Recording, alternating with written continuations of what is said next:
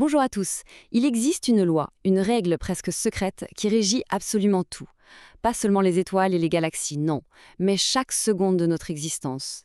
C'est la loi qui explique pourquoi le temps, pourquoi il ne s'écoule que dans une seule direction.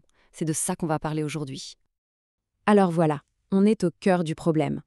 La vie, c'est un peu comme une grande autoroute, mais à sens unique. On avance, toujours. Le passé dans le rétroviseur, le futur droit devant. Et impossible de faire demi-tour. Jamais. Mais pourquoi?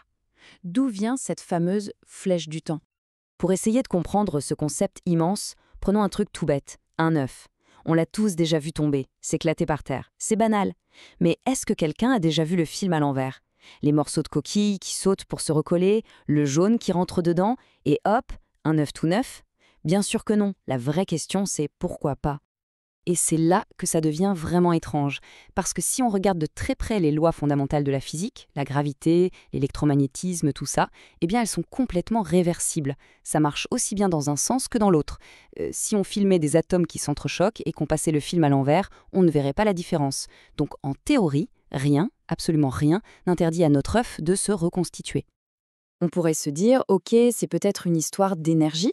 Après tout, le premier principe de la thermodynamique dit bien que l'énergie ne se perd jamais, elle se transforme. Et c'est vrai, l'énergie de la chute de l'œuf n'est pas perdue, elle s'est juste changée en un peu de chaleur, en bruit, elle est toujours là. Donc non, ce n'est pas ça, ça n'explique toujours pas le problème. On se retrouve donc avec un vrai paradoxe. D'un côté, les lois de base disent oui, c'est possible, la conservation de l'énergie dit pas de souci, mais notre expérience de tous les jours nous hurle que c'est impossible. Il manque une pièce au puzzle. Il doit y avoir une autre règle du jeu, une loi plus fondamentale qui nous échappe et qui impose ce sens unique. Alors c'est quoi cette règle? Eh bien, la clé de toute cette histoire, elle tient en un seul mot. Une nouvelle grandeur physique qui va tout changer. Ce mot, c'est l'entropie. C'est ce concept qui va tout débloquer. Alors, l'entropie, qu'on note S, qu'est-ce que c'est que ce truc? En gros, c'est une propriété d'un système au même titre que sa température ou sa pression. Mais le détail crucial, c'est que c'est ce qu'on appelle une fonction d'état.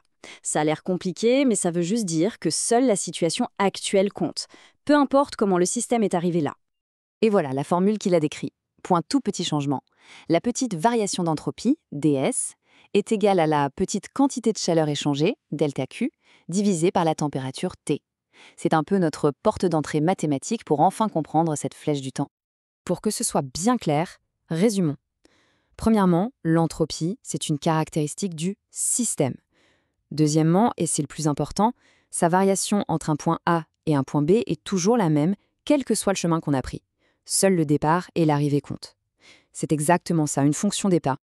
Bon, maintenant, ça devient encore plus intéressant. Parce que l'entropie, elle ne se comporte pas de la même manière tout le temps. Tout dépend du type de transformation.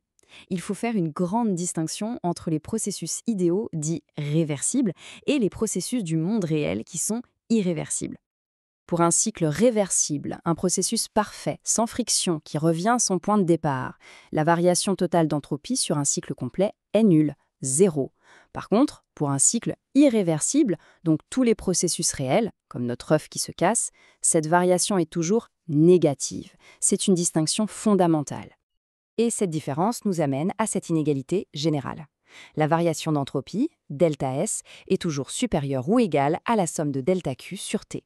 Le signe égal, c'est pour les cas d'école, les processus parfaits, et le signe supérieur, c'est pour tout le reste. Pour le monde réel, c'est la règle qui couvre tous les cas de figure. Ok, on a toutes les pièces du puzzle maintenant. Il est temps de les assembler pour découvrir cette loi cosmique et enfin résoudre le mystère de notre œuf. Le secret, c'est de dézoomer. Il ne faut pas regarder seulement le système, c'est-à-dire l'œuf, mais il faut considérer l'ensemble. L'univers, en thermodynamique, c'est le système plus tout ce qui l'entoure, son environnement. Pour avoir le bilan total, il faut additionner le changement d'entropie de l'œuf et le changement d'entropie de la table, de l'air, etc. Et cette variation totale, l'entropie de l'univers tout entier, pour n'importe quel processus qui se passe réellement et spontanément, eh bien elle est toujours supérieure ou égale à zéro. Et ça, c'est la fameuse loi qui nous manquait, le second principe de la thermodynamique. L'entropie totale de l'univers ne peut jamais, au grand jamais, diminuer. Elle ne peut qu'augmenter ou, dans un cas idéal, rester la même. C'est cette augmentation inévitable qui empêche l'œuf de se reformer. C'est cette loi qui donne sa direction au temps. Passons maintenant de la grande théorie à quelques exemples concrets pour voir comment cette loi s'applique dans la réalité. Ce tableau illustre ça parfaitement. Regardez la deuxième ligne. On comprime un gaz. Son entropie à lui diminue, il devient plus ordonné. Mais attention, c'est seulement l'entropie du système. Pour que ça arrive, il faut une action extérieure. Et cette action va augmenter l'entropie de l'environnement de manière encore plus importante. Au final, le bilan pour l'univers est une augmentation. À l'inverse, une détente spontanée dans le vide augmente directement le désordre et donc l'entropie de l'univers.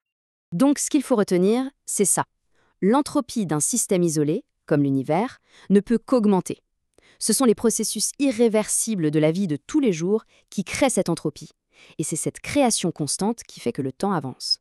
Un œuf cassé, c'est tout simplement un état de désordre, et donc d'entropie beaucoup plus élevé qu'un œuf intact. Et l'univers tend toujours vers plus de désordre. Et tout ça nous laisse avec une dernière question, une question assez vertigineuse. Si l'entropie de l'univers ne cesse d'augmenter, s'il se dirige inexorablement vers un état de désordre maximal, vers quoi se dirige-t-il exactement ? Quelle est la destination finale de cette autoroute à sens unique ? C'est une bonne question sur laquelle méditer.